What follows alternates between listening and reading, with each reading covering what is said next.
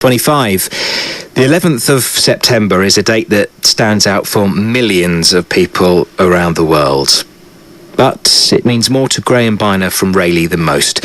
On the 11th of September last year, Graham's wife, Liz, died from breast cancer. Liz had been diagnosed in 2008, 5 days before Graham was told he had kidney cancer. Well, luckily, Graham recovered and his cancer hadn't spread, but Liz passed away, leaving their 4 young children behind. Graham vowed to do something special in her memory. My word, and he's stuck to his words. He'll be completing Liz's Lighthouse Challenge, starting on the 11th of September this year, and that means it's just a month away. Graham's with us this morning. Welcome. Does it sound nerve-wracking when I say it's a month away? Yeah, it does a bit. It's crept up quite quick. So I started training in. It was a New Year's resolution. 1st of January, I started the training, and it seemed ages away then, 9 months ago. It's funny how it has a habit of creeping up like this, doesn't it? It is, yeah. These moments of madness. And an amazing story, Graham. I mean, to go through what you've been through, but to be diagnosed with cancer yourself within 5 days of Liz. Incredible. Yeah, it was a shock, a real shock. And what the odds are of that happening, I don't know. But we did buy a lot of lottery tickets afterwards just to see if the odds of that would happen as well.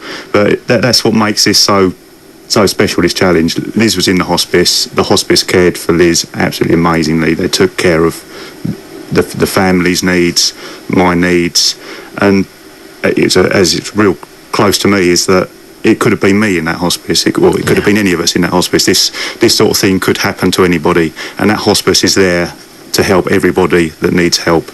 And you're putting your bit back. That's what I want to do. Yeah. Liz wanted to do something for them. She was hoping to get out of the hospice and be able to repay them in a small amount for the help that they've given to Liz. I've seen some pictures. You managed to get married in Australia, didn't you? Yeah, that's right. Yeah. Which looks an amazing experience. And for you, the all clear came, yeah?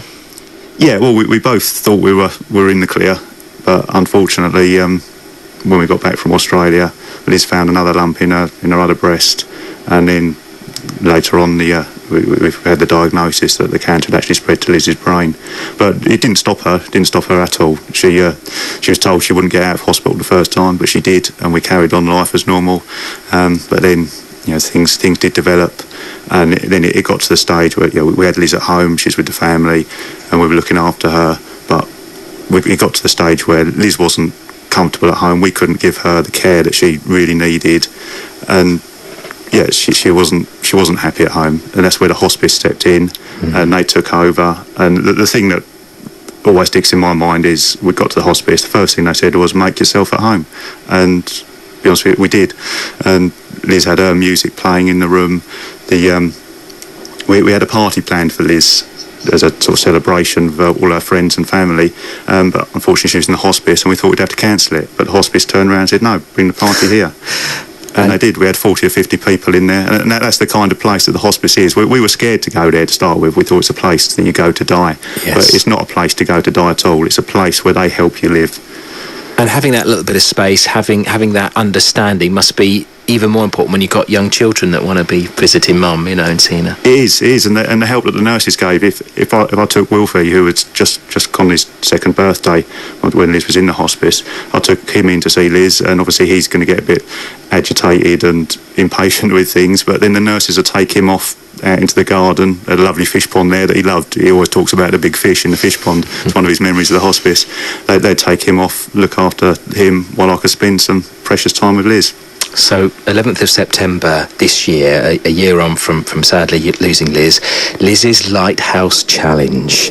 And this is some challenge. Just tell me what you're going to be doing over 5 days from the 11th of September, Graham. Well, I intend starting at Cape Wrath Lighthouse, which is the most northwesterly point of the British mainland in Scotland, and then running over the 5 days to Duncansby Head Lighthouse, which is the most northeasterly point of the British mainland, and in between we'll be taking in another 3 lighthouses, so 5 lighthouses in total. So it's the entire north coast of Scotland and the 5 lighthouses that are up there. Good grief! How many miles? 122 miles in total.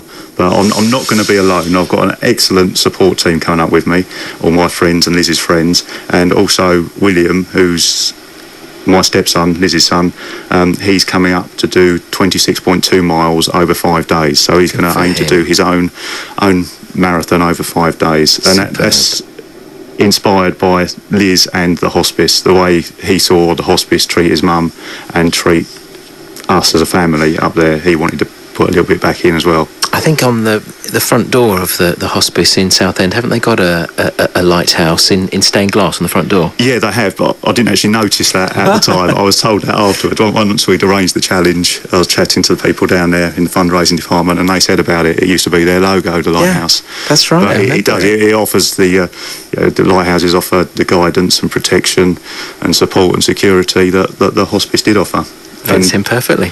And without the kind of donations that people make and the efforts that people make for the hospice, it wouldn't exist, because it is totally reliant on those things. And if it's not there, you can't rely on it when you need it. And as I said before, it could happen to any one of us. And unfortunately for us, it happened to us. But I look at it as an insurance policy. You pay into it, hope you never have to use it, but you know that they're there if you do need them.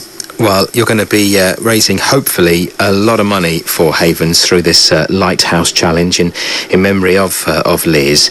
It'd be great if anybody, of course, wanted to sponsor you, but maybe local companies want to get involved here. Well, we've had a few agree to come on board, and we've got a sponsors page on the website for all the kind donations that small companies and local companies have made.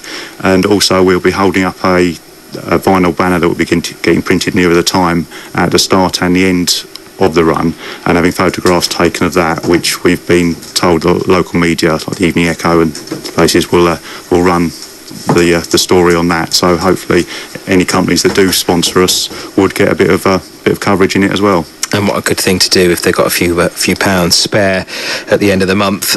Graham, the website, if people want to follow you, you're going to be updating it and giving people details of how they can help you with Liz's Lighthouse Challenge. And it's an easy website to remember, isn't it? Yes, liz'slighthousechallenge.org.uk. I'll just repeat that in case you didn't get it.